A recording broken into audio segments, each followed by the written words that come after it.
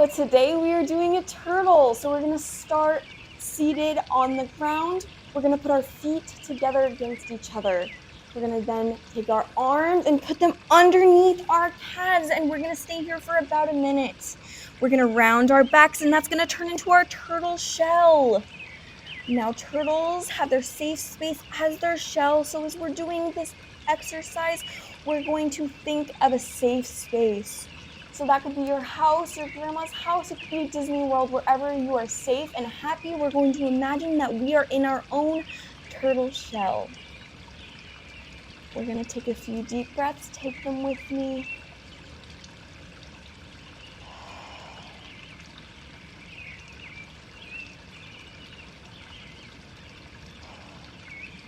Good. We're going to come up.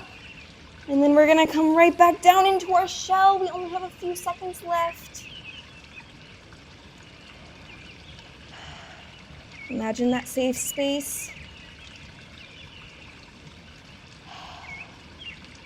Great. Thank you so much for joining me today, and I hope you have a wonderful rest of your day. Bye.